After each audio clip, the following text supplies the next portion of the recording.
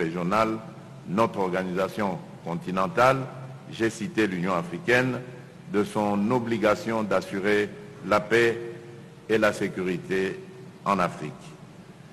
Monsieur le doyen du corps diplomatique, mesdames et messieurs les membres du corps diplomatique, je ne pourrais m'appesantir sur la paix et la sécurité en Afrique sans évoquer la crise sécuritaire qui sévit à l'est de mon pays. Depuis près de 30 ans, des forces négatives ainsi que des groupes terroristes étrangers sèment la mort et la désolation dans cette partie du territoire national. Cette horreur n'est toutefois pas imputable qu'aux forces négatives et terroristes,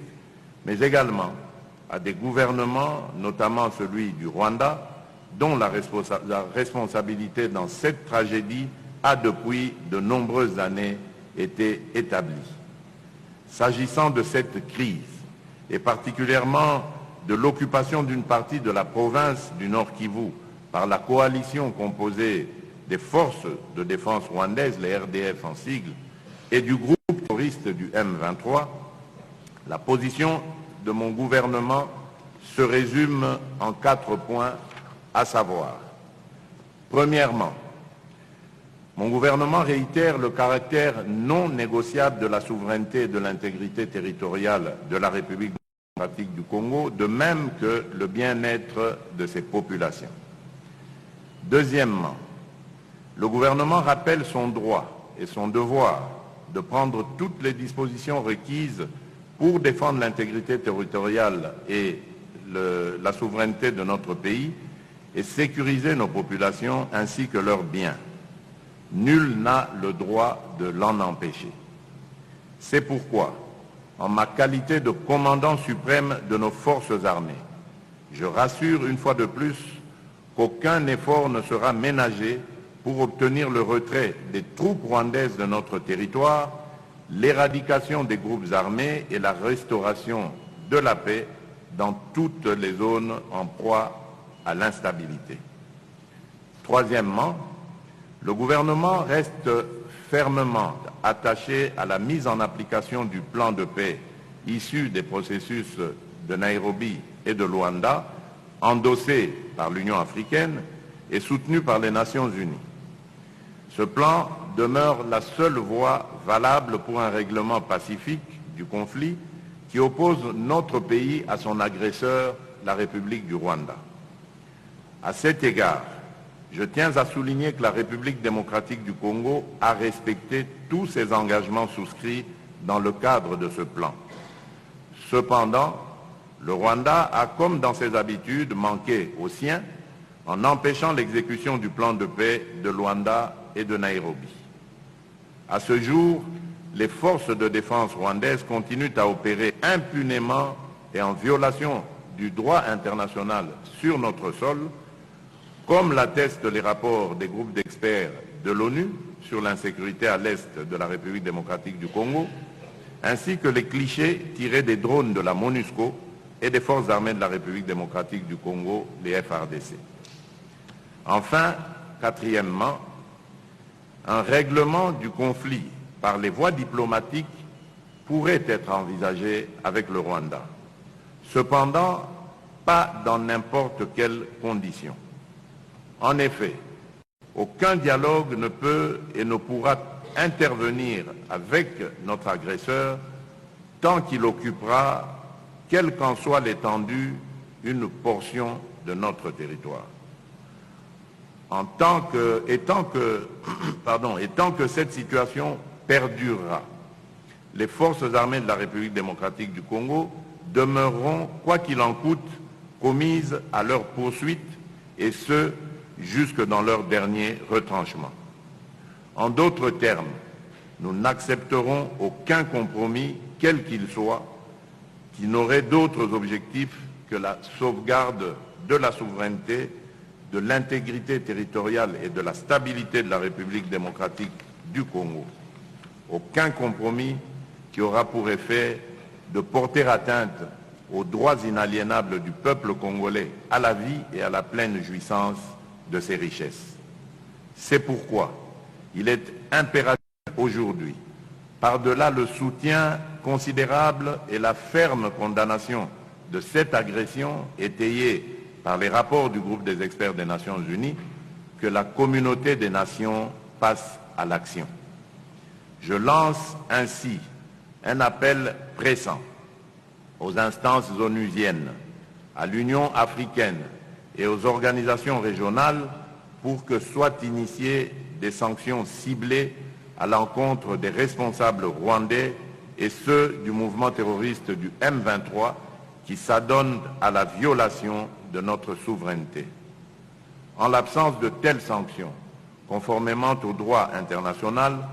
le Rwanda et ses alliés persisteront dans leur défiance face à la stabilité internationale sans craindre des répercussions. Avant de refermer ce chapitre consacré à l'évolution de la situation sécuritaire à l'est de notre pays, je ne pourrais manquer d'exprimer ma satisfaction ainsi que celle de mon gouvernement en rapport avec le plan de désengagement complet, progressif, ordonné et responsable présenté par la MONUSCO au Conseil de sécurité des Nations Unies et adopté à l'unanimité le 20 décembre dernier en vue du retrait définitif du contingent onusien déployé sur notre territoire. Je saisis cette occasion pour saluer, tout en les félicitant, le sens de responsabilité, l'esprit constructif et le réalisme des membres du comité conjoint gouvernement congolais MONUSCO, rédacteur de ce plan. Je voudrais aussi saisir cette opportunité pour saluer le déploiement dans la province du Nord Kivu de la force régionale de la communauté de développement de l'Afrique australe, la SAMI-DRC en sigle, venue en appui au FARDC dans les opérations menées contre la coalition RDF M23. Monsieur le doyen du corps diplomatique, mesdames et messieurs les membres du corps diplomatique, en ce début d'année et au moment où le peuple congolais vient de me renouveler sa confiance, je tiens à rassurer tous nos partenaires, publics et privés, nationaux comme internationaux, de notre volonté à maintenir le niveau d'engagement jusqu'ici enregistré avec la communauté internationale. En effet,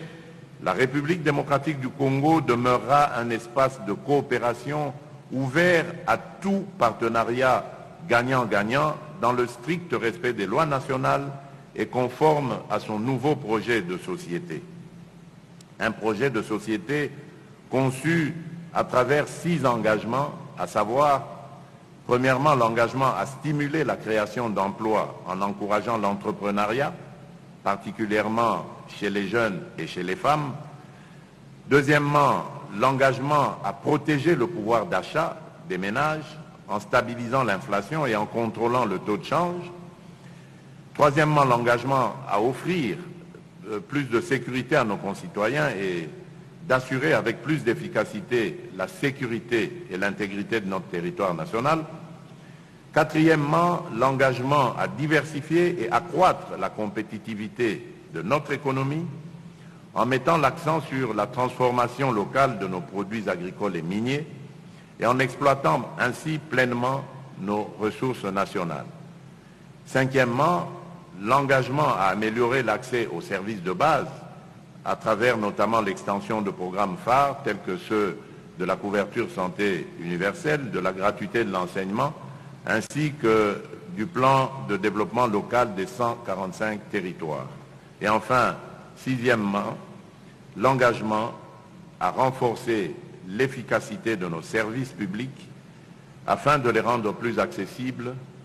réactifs et adaptés aux besoins des citoyens. C'est donc à la lueur de ces engagements